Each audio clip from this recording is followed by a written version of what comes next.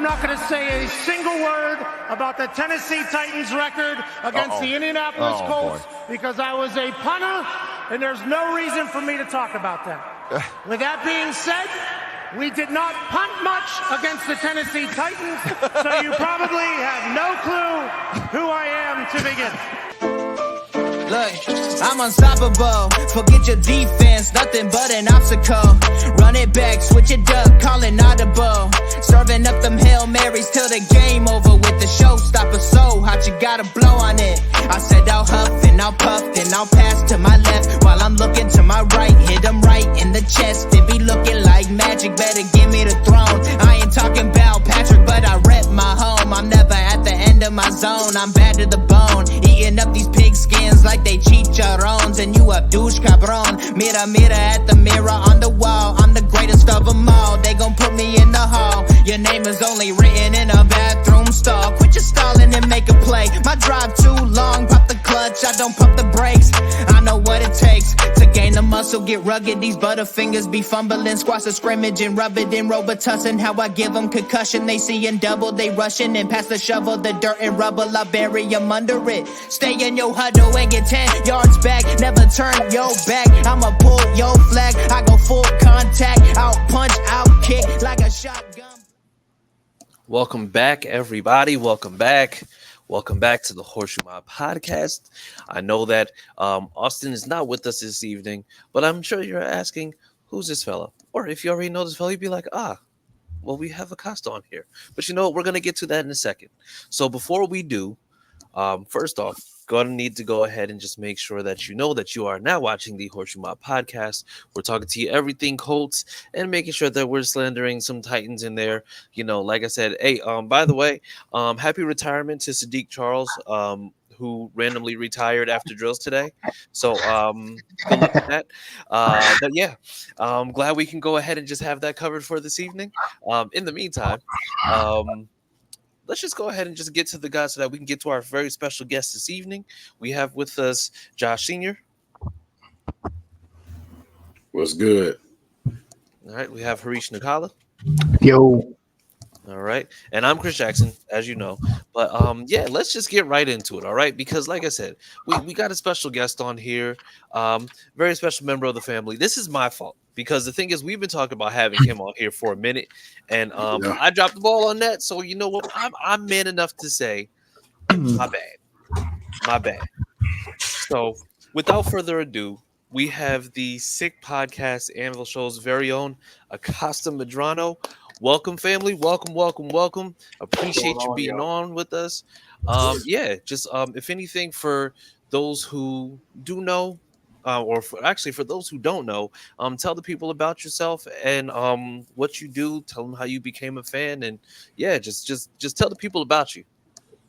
I mean, my name's Acosta. Obviously, I go by Big Country to a lot of people. I became a Colts fan, I believe, late '97, '98, somewhere in that era, right when Peyton Manning came. I was getting to the Little League around that time. Played football through my collegiate years. In school, all the way up until I graduated high school. I grew up in southern Indiana, about 30 minutes north of Louisville, depending on – right now I live 30 minutes north of Louisville.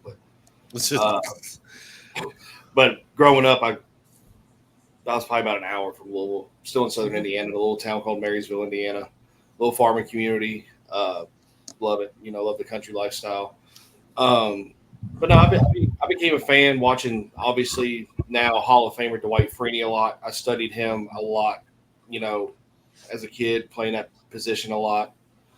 So that really got me into the Colts, and my dad was telling me that Indiana had a professional football team. I was like, oh, yeah, who are they? And he said the Colts. So it's been that ever since, and fandom just grew from there, and really just started getting into everything. And after high school, I really lost my passion, rather, for football. I made some decisions that got me out of football. Went to college and everything. I'm not going to, obviously get into all that BS. We're going to try to stay up tuned here, but reigniting my passion, I met, Patrick Dorfline, he's been on the show a few times. also a co-host of Sick Podcast, Anvil Show. I got in contact with him via Facebook and everything, watching D-Line Sports when he had it, and it just really reignited my passion and just talking about football with someone who's like-minded, about Colts football. Because even down here in Southern Indiana, the Colts ain't very prevalent. It's like a lot of Bengal fans, a lot of at the time Rams fans, Titan fans, So the Colts weren't really relevant down this way. So it was just great to get with somebody who's like-minded with Colts football.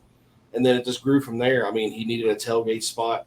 I just got my season tickets, and he was wondering if he could come hang out at the tailgate with me, which it ain't what it is now. If y'all ever been to a Anvil tailgate, the Forge tailgate, it was really just the back of a pickup truck, a pop-up tent, and a grill. That's really all it was. But that's all you need, really. I mean, let's be honest. those are literally the essentials. Those are the best ones. But now, I mean, I'll get into that in a second, but he just needed a spot. He wasn't going to games. He wasn't a season ticket member yet either. He was just going to games, walking around, talking to people. He'd go to some games, but he just said he needed a central location. I was like, well, I got a tailgate, just a half a block up from the stadium, come on over. And the friendship just grew from there, and ideas just started blossoming. I wanted to do my own podcast, and I did call it the Anvil at the time.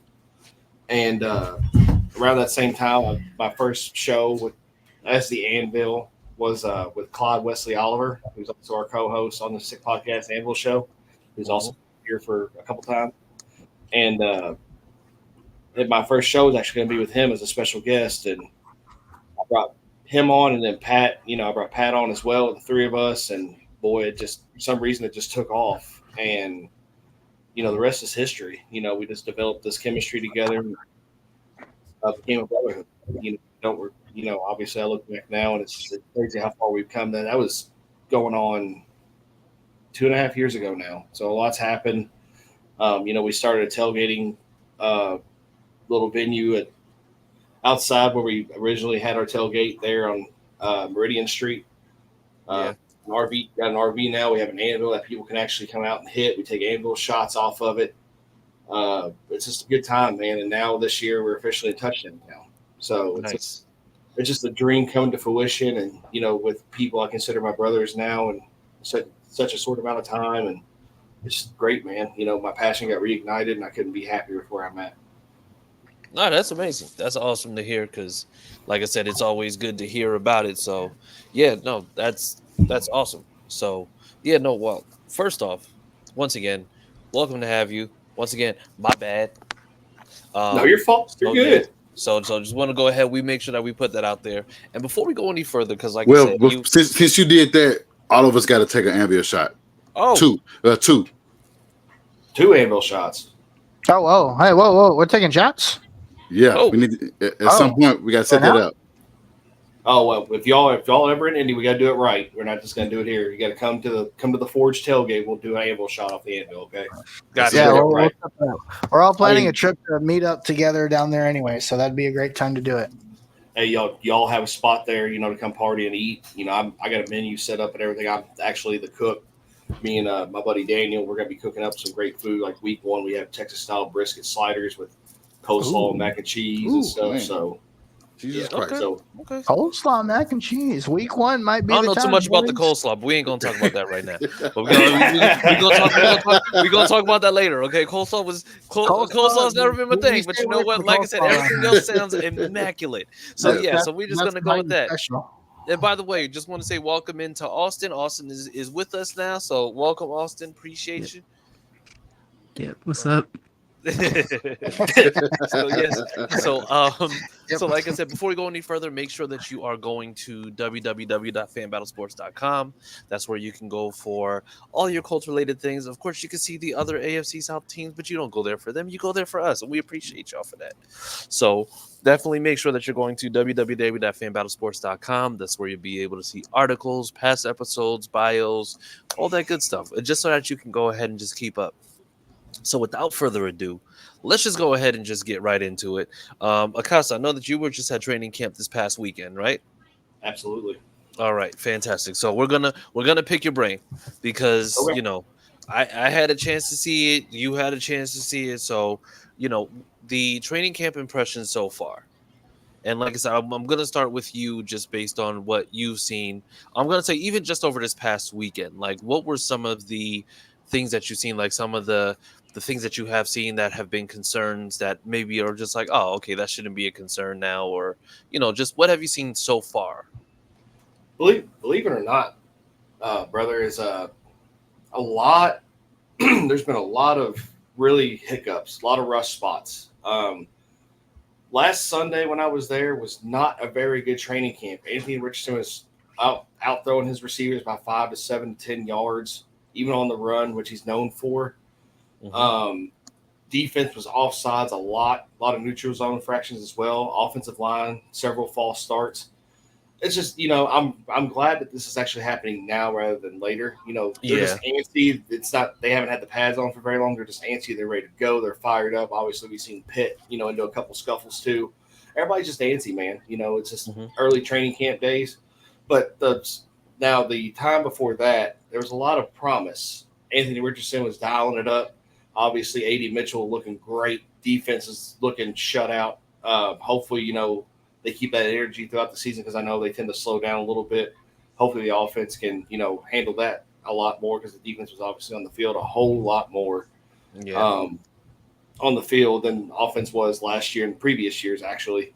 So, and, obviously Latu, man, that dude's just a beast. We haven't seen the speed and agility like that from a defensive end in Indy since Dwight Freeney and Robert Mathis. So, I mean, there's so much to talk about with this team right now. And, I mean, we actually had Robert Kravitz on our show last week, and he was talking about this is the best team of the Ballard era, and I couldn't agree more.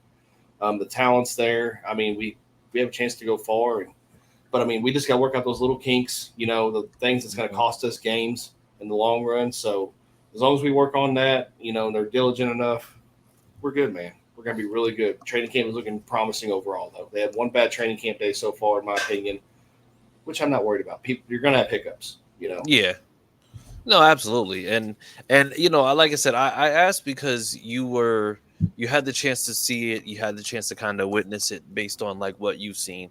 Now, just kind of going over to the flip side of things, like what we've seen in terms of clips, what we've heard in terms of the rumors, like, and I'll go ahead and just ask the guys about this. It's just like, what have you seen in terms of the trends or players that we've been looking at, players that we were just like, all right, this person's going to have a big year, that we're just like, okay, yeah, you're like, now things seem like they're coming along. And like I said, I'll just go ahead and just start with whoever out of Harish, Austin, Josh. Who are some of the guys that you've just like really just been like, okay, I'm starting to hear a lot more buzz about him? For me, I think I've heard a lot of people talk about Latu. They've been saying like he's getting sacks every day, and that's a really good sign because we get sacks, sure, but like it seems like he's getting there consistently, which we needed a lot last year. Yeah, absolutely. Then Josh, Reese, what about y'all? Go for it, guys. Same thing with Austin said, man. There's been a lot to. I think Buckner had a interview with NFL Network, and he said like Latu getting like 1 or 2 sacks a day, which is impressive, even though it's camp, but it's a small sample, but great things to come in the future. Oh, so I'm excited about that. Yeah, I'm gonna take the biased other side of this, and I'm gonna say A.D. Mitchell. Listen, I'm not surprised by anything A.D. Mitchell is doing. I told you guys, I think he's going to end up being, one of the best better wide receivers in this core, right? Like I'm convinced A.D. Mitchell is going to be the other outside receiver, and I know they put Alec Pierce or A.D. Mitchell. Let's be real. It's going to be A.D. Mitchell. He's a do-it-all receiver. He can run routes. He's got insane speed. He's really big. He's got crazy hands. I mean, you guys saw the clip of him going up on a one-on-one and catching it, coming down to the ground and still holding on to the football. That guy is going to be – he's going to elevate this offense so much. I think Colts fans are going to realize how he kind of like completes this wide receiver core because you can no longer double Pittman because you got somebody on the other side that can do everything except just run a 9 route the entire game. So obviously I'm impressed with AD Mitchell. I've heard some good things about Jalen Jones too, and I've talked about Jalen Jones, how we need another outside corner to kind of step up. The secondary is still kind of out of the question because there's just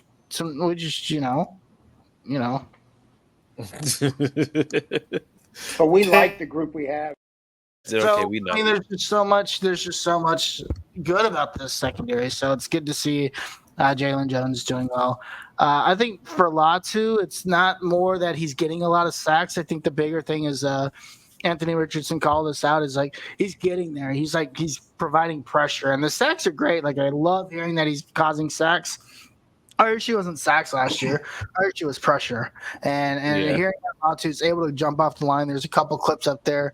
Him even beating off Braden Smith, who's the right tackle of the team, and he smoked him, right? And there's a couple of those, and it's kind of scary on Smith's side, but it's also showing like the athleticism, the crazy freakish athleticism that Latu has, and that's more like bigger to me, like seeing as the fact that he's able to bring that consistent pressure, not necessarily sacks. True. Yep. Another thing I like to mention too, being a defensive end, you want to see a defensive end also can contain that outside edge. Yeah. The edge position is not all about rushing the passer and getting to the running back. It's also about containment. So that outside edge we know Latu's got that, dominant speed, that dominant low game as a defensive end, which is great to watch, great entertainment. But can he really contain? That's what I'm worried about the most. Everybody's seeing that he can pass rush. Great. I want to see if he can contain now. Yeah, that's going to be our big thing. We have some very speedy receivers this year in our schedule that we're going to be going up against, and they're not going to be going up the middle with that big defensive line that we have, or even going out on the slight edges with Latu and Queedy Pay out that way. They're going to want to go outside. So can he contain, and can he contain a screen as well? So it's going to be important. It's going to be something to watch. Yeah. Call out. And I have to say one person that and this has probably been since we drafted him, that's been the most frustrating part because he's somebody who had all this tremendous upside and potential, but just never got any usage. It's hearing about Nick Cross. Like Nick Cross, I'm gonna say has probably been like one of the more surprising names to hear because of the fact that it's just like they're actually playing him in coverage. And I mean, it sounds like he's making plays. They said today he had like a diving interception. The last few days, he's actually been involved in multiple plays throughout the day. And I mean, to see him be able to just kind of go and do, exactly what it is that he was built to do. To me, it's just like that's somebody that me personally, I'm going to continue to watch out for because we got promised a bill of goods when it came to him. And honestly, if Ballard isn't going to sign any safeties, then why the hell just not use the ones that you have currently? Especially since, you do have names out there still that you still have not signed. But, that's neither here nor there. We're not going to talk about that because did you watch that clip about him saying that like nobody kind of won a job yet? Listen, yeah. Are you trying to piss me off? No. Are you trying to piss me off? Like first off, sir. No.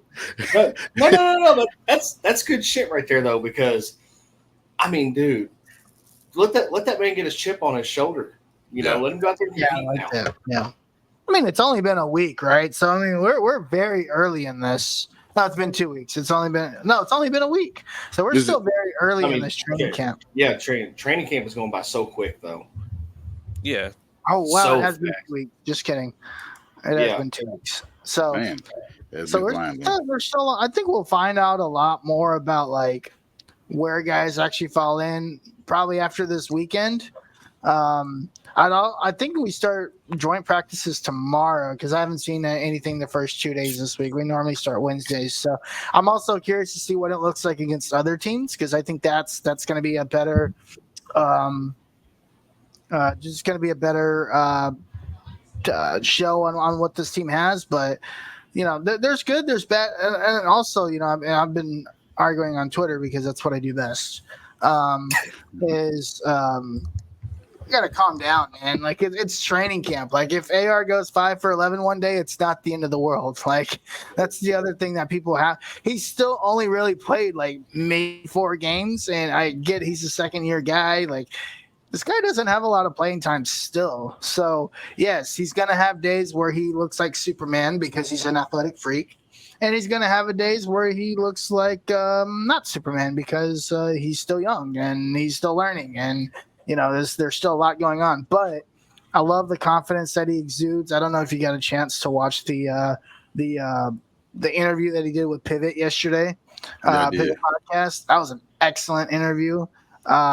The guy just has a level of maturity that you don't expect from a guy at not just his tenure in the league, but his age. He's only like 21? 22. 22, yeah. 22. So he's young, man. He's a very mature kid. I'm very optimistic about this offense and just him in general. I definitely could see the growth in him, and even though he didn't play much last year.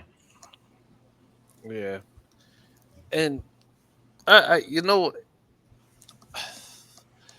think for me it's just like, yes, it's still very early in training camp, and I mean especially when it comes to quarterback, because I mean I don't know how many times we've seen it where it's just like there's teams that have been abysmal in training camp and lost games just for the simple fact that they're just trying to evaluate talent, and then we've had teams like the old Lions who were 4-0 in training camp. They're just like, this is the year they're going to turn it around. And the only wins that they got were in training camp. Or matter of fact, they got more wins in training camp than they did in the actual regular season. So, we're not going to, like I said, we don't want to do that. Also, and like I said, I'm not comparing him to him, just saying that this is what it is. But Pat Mahomes looked like absolute trash in his first full training camp as a starter. Years and years ago. That man, the reports were he completed 1 out of 4 passes and he threw 3 picks in a session. So, I mean, and like I said, we all know how that turned out. Once again, I'm not saying that because I'm not a Titans fan.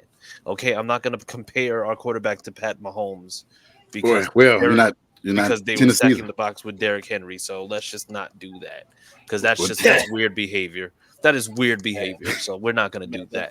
Don't get me started on that. Don't get me started on that Tennessee quarterback situation, man. Oh no, we're not going to because Chris, honestly, tell him about the Jesus Christ comments. I'm not doing that. I'm not doing that because the thing is because I don't want because we're not gonna talk about Mayo Jesus. We're not gonna talk about Mayo Jesus. Can you tell me about it? Because I don't hear about it. Yeah, like, Houston been calling CJ Jesus Christ. Well, of course they of course they are. Of course they are. And and the thing is, this is how I know that my relationship with the Lord is getting better, because I was going to say something that would have been completely terrible, but like I said, I'm working on myself. I'm making sure that I do that. All I'm gonna say is that don't do that, because the thing is, it's just like if you start calling people Jesus Christ, it ain't Jesus Christ. Jesus Christ gonna show you exactly who Jesus Christ is. So let's just go ahead and just make sure that we do that. We're not going to do that because that is nasty work. That is the nastiest of work. So yeah. So with that being said, hey, unofficial depth chart dropped today. So yes. So we got our first look at what the unofficial depth chart is going to be for this Sunday's game. And for those of you who had the chance to see, I'm sure that you were able to look and check out exactly who's going to go where.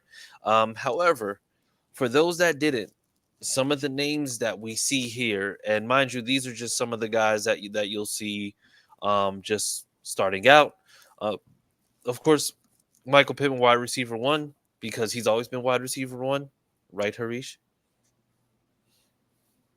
Well, who? Michael Pittman has always been wide receiver 1, right? Yeah, since forever, since 1998. Cool. Just making sure. Forever. I gotta mess with Harish every now and then because we had the wide receiver 1 talk for years and years. I was great. I was right until you proved me wrong, though. No, you weren't. But starting wide receivers are going to be Michael Pittman Jr., Josh Downs, and Alec Pierce. Ooh, Jesus, Pierce. that's awful. Whoa. Yo, Whoa. Pause. completely by mistake. That's not what we Completely meant. by mistake. I'm sorry. I don't speak good English sometimes. But we got, and then at wide receiver 3, it's Alec Pierce or Adonai Mitchell. So right now it looks like those two are basically going to be competing for that wide receiver 3 spot still, because Adonai Mitchell has not made it easy for Alec Pierce, and that's a good thing because Alec Pierce needs to wake the hell up. Um, and then we have a starting O line: Ryman at left tackle, Quentin Nelson left guard, Ryan Kelly at center, Will Fries at right guard, and Braden Smith at right tackle. Starting tight ends are Mo Alley and Kylan Granson. Anthony Richardson starting at quarterback, Jonathan Taylor starting at running back. On defense, Kwity Paye starting at end, Tyquan Lewis starting at opposite end. I guess that's going to be on the left hand side where Samson Ebukam might have been. By the way, fast recovery, Samson Ebukam. We know that you got the Achilles injury out for the season. Yeah, DeForest Buckner's at D tackle. Grover Stewart is at nose tackle. And then we have EJ and Zaire playing outside. Segan Alubi playing inside. Now, this is where it gets interesting because we've been talking about the secondary for forever. So we have Juju starting. Then we have Jalen starting. And then we have Kenny at nickel. Then we have Nick Cross at free safety and Julian Blackman at strong safety. So let's just go ahead because we done ran down a lot. Who's the most surprising for those that we see that are actually looking like they're starting on that unofficial depth chart versus the Broncos? Mo Alley Cox. Yeah. Seriously, what are we doing with that guy? Why is he still on the roster? Honestly, should have been cut like 2 years ago. I wouldn't say 2 years ago. That's Nah, he should have been cut like 2 years ago. I mean, it's been a conversation for about 2 years. Yeah. I mean, I don't know. What do you think, Acosta? What is your thoughts on the whole Mo Alley situation? Because we've seen it, and I get it, but it also kind of doesn't make sense because it's like keeping him on isn't matching the production that we generally are lacking. Like, it just doesn't make sense. This the whole room is just so difficult, to really talk about for real. But as far as Mo Alley goes, man, I think it's just consistency at this point. He's been with the Colts for so long, and he's really I think he's a great blocker more than he is a good catcher because obviously he's not that fast. But I mean, I think this year actually is going to be a make or break year for him. There's so much young talent behind him with Jelani and Drew Ogletree.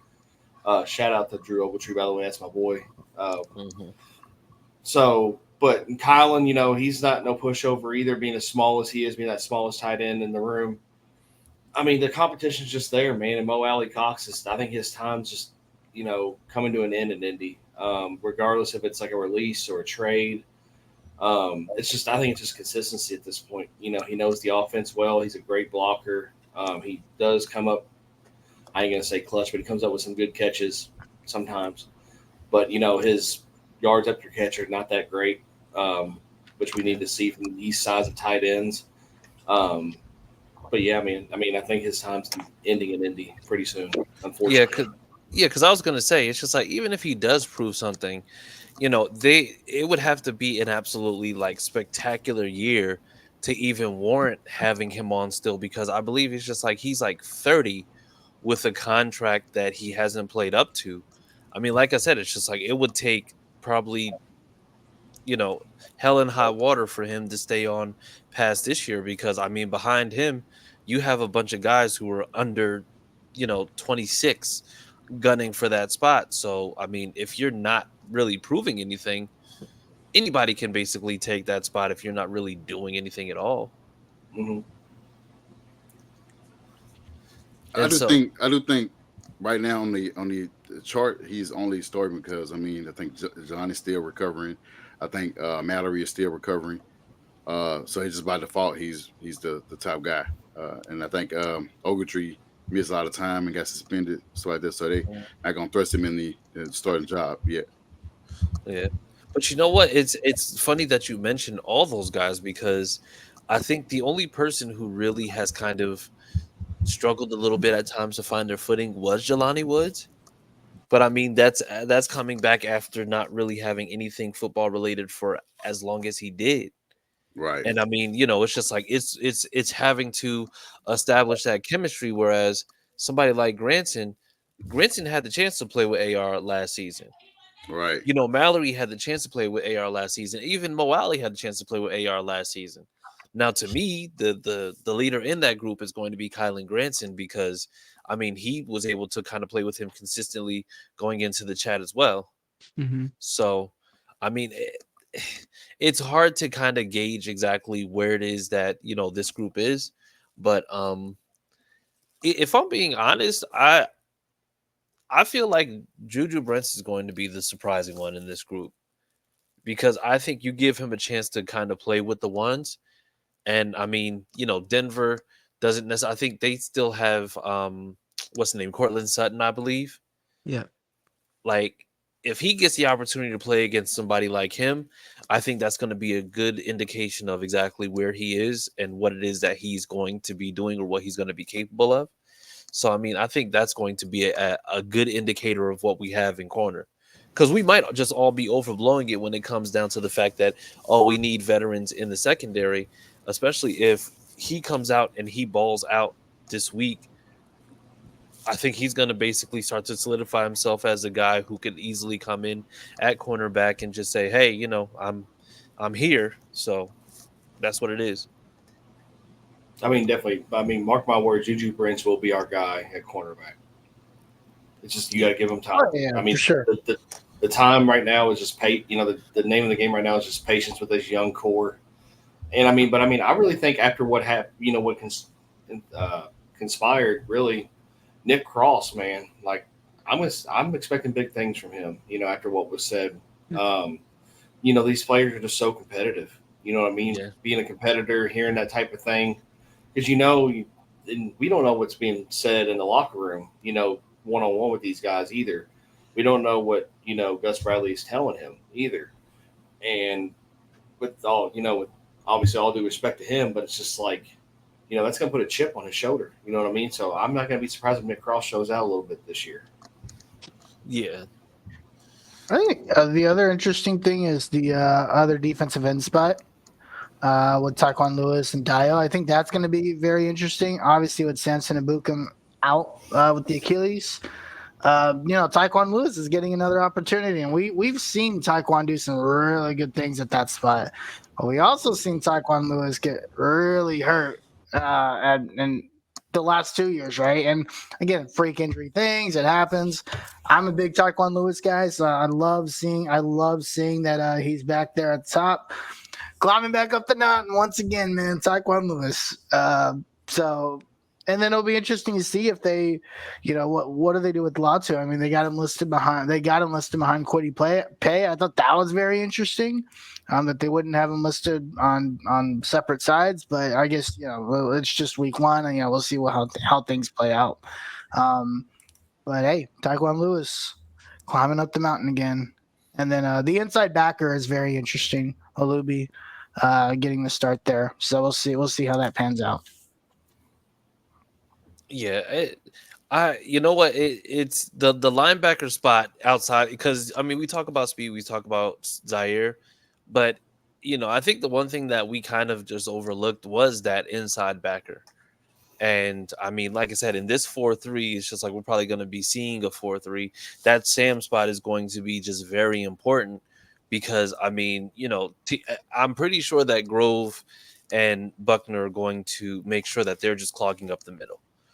So, the thing is, it's just like Olubi, I can see him just having to kind of play out and maybe play a little bit of zone, maybe have to flare out a little bit because of how often he's going to have to possibly just go into coverage, especially with the teams that we're playing this year.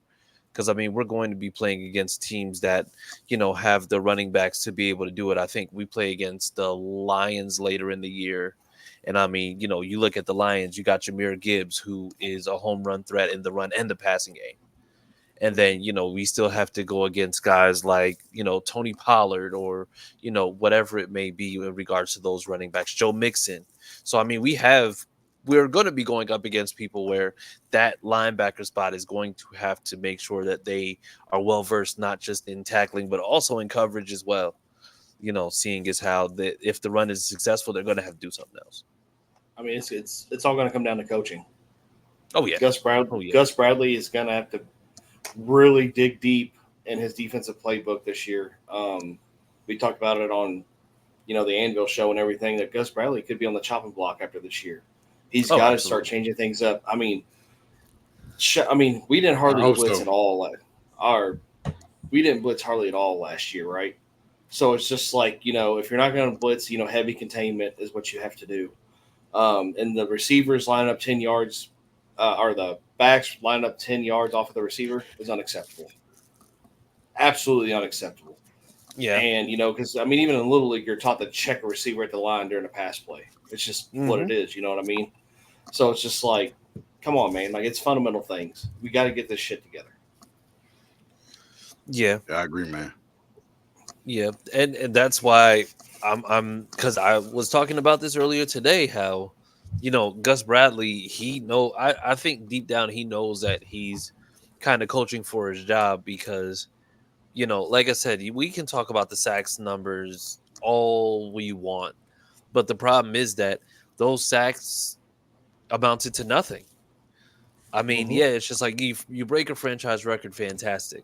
But what good is getting a sack on one play if you're letting up a 40-yard pass on the next play, and then that completely erases all the progress that you just made on defense? And, I mean, Gus Bradley is responsible for both. So, there has to be some type of change. Otherwise, he's going to be gone. Don't like the question for the panel here. Dude, don't y'all think it's funny that he was known for coaching the Legion of Boom? Yeah, we say that all the time. In Seattle, and like in this, even I know they're young and they're trying to adapt to the NFL ways, but he got the size that he wanted in these corners, but yet he's not taking advantage of it like he did in Seattle. I mean, come on, dude. Come on. Yeah. You're better than that. That's the frustrating part. You're better than that. Is he though? So there's two things to this, right? He coached the Legion of Boom. How long was that ago? Was that at this point 10 years ago? 11 years. Now you got to think about. Excuse me. That team was very talented, but also the game was very different back then, right? Even 10 years ago, the game was different. I don't think his coaching style has evolved with how much the game has changed in the last 10 years. That's the frustrating part about it.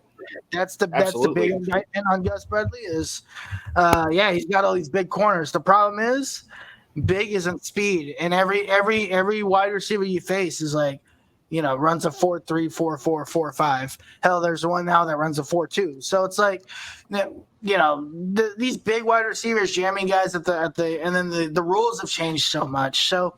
I get that he coached the Legion of Boom, but I don't think he's adjusted well to how much the game has changed in the last decade. And I agree with you. I think it's very frustrating to see. Yeah, and let me also just make two quick points. So it was brought to my attention today because we were talking about the same thing with Gus Bradley. So Dan Quinn actually was the author of the Legion of Boom. Gus Bradley coached it for 1 year. So really, it's just like he's gotten a lot of credit for the Legion of Boom when Dan Quinn was actually the one who basically was one who just came up with that. So that's a good point. That makes things interesting because it's just like, dang, okay, we've been giving him credit for something that he didn't necessarily put together himself, which makes it a little bit worse because now it's like, okay, now we see it. But then, well, thanks for sinking our confidence even more. We appreciate you. Yeah. So what has he even done? That's a great point, though. I mean, it really is because I wasn't aware of that. I really wasn't, but at the same time, you think a coach, an NFL coach has to adapt, right? You know the talent that's there. You've seen what talent that you were given. You carried on with it. You were successful with it. Why can't you carry that to other teams that you were with? Well, because the problem is because of adaptation. Because the problem is that he hasn't adapted it well. There was a time when the Legion of Boom, and this was something that we saw firsthand.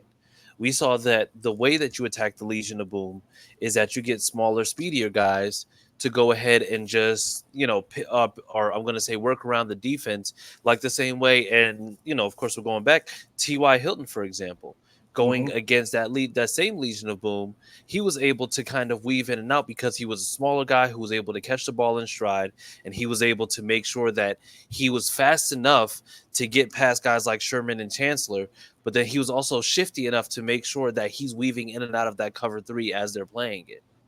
So, I mean, he showed exactly how to be able to beat it. But the problem is that now, guys like T.Y. aren't an anomaly.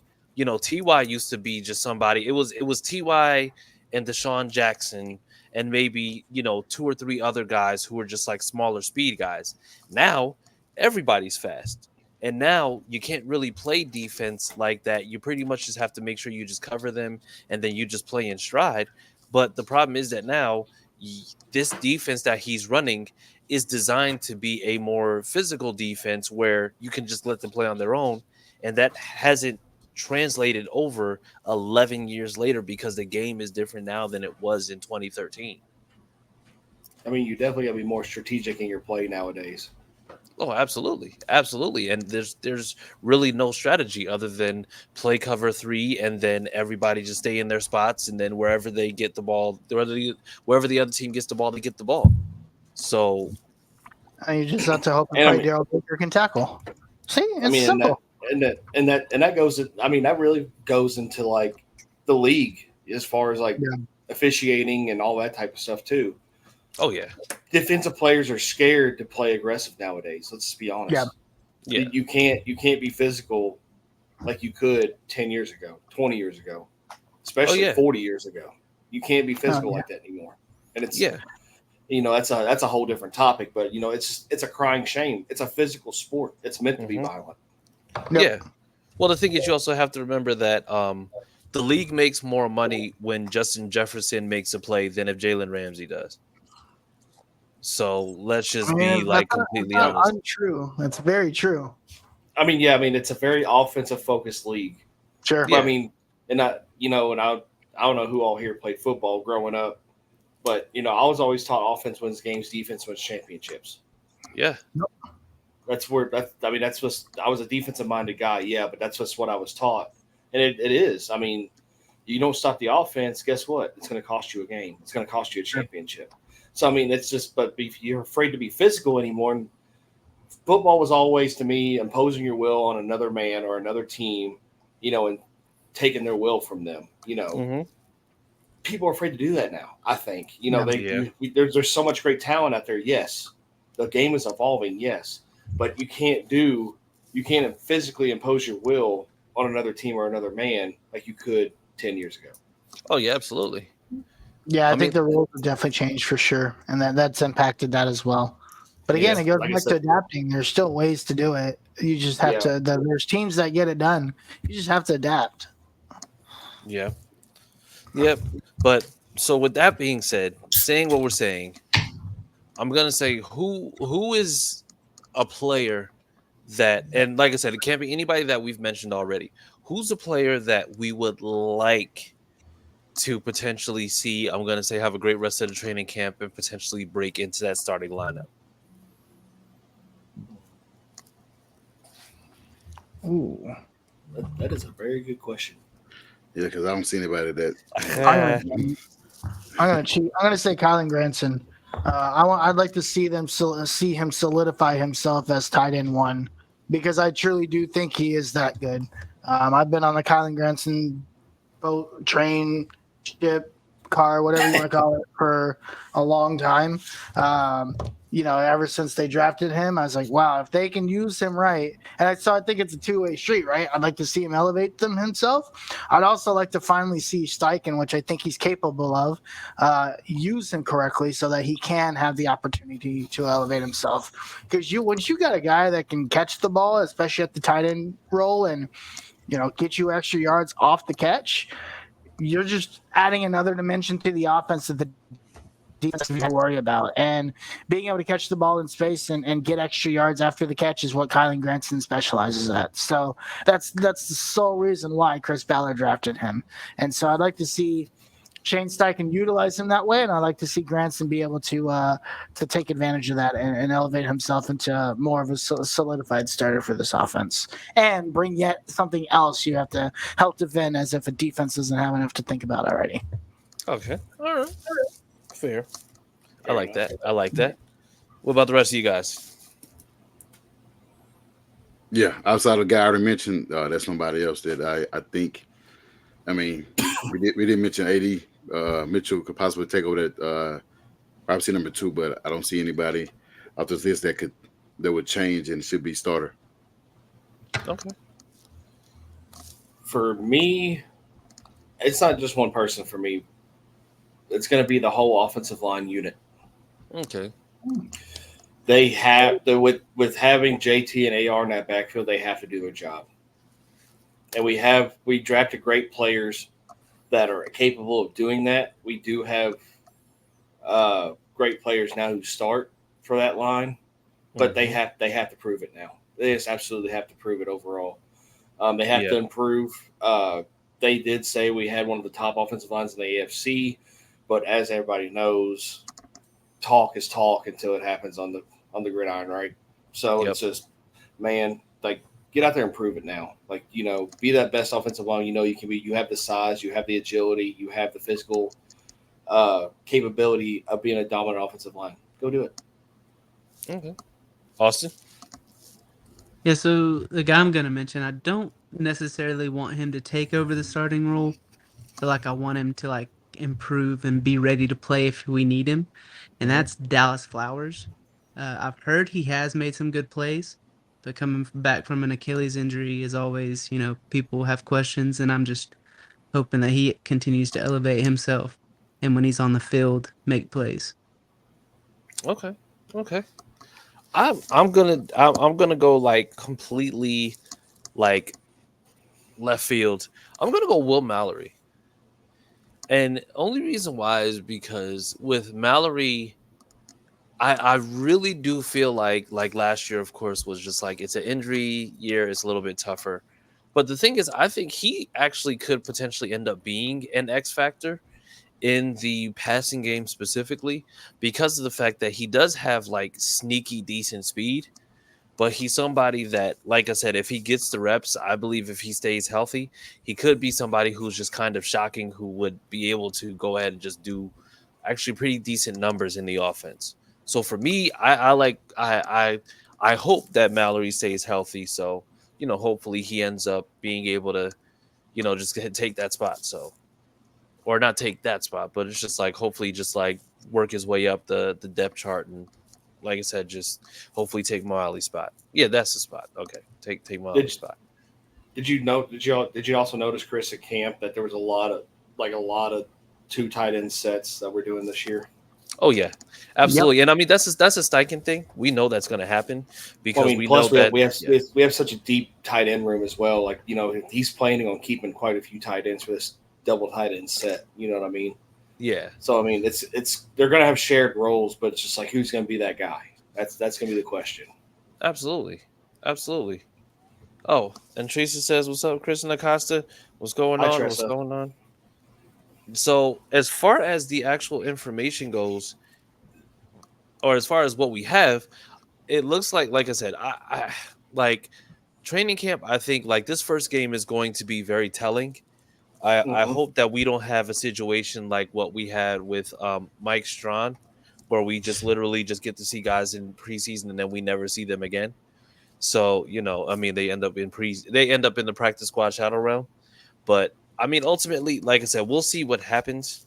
But with that being said, we are actually going to be getting out of here. So I'm gonna say, Costa, tell the people where they can find you, social media, or anywhere else for that matter. Social media wise, guys, you can find me on Facebook, Acosta Madrano, aka Big Country on Facebook, on Twitter or X, whatever you want to call it nowadays. It's at Big Country Colts. If you're happy to be a TikTok lover, you can find me at Big Country Anvil. I'm on TikTok. I post, on TikTok there, I post pics of what I do here soon, with the season coming up. Going to be posting a lot of tailgate food.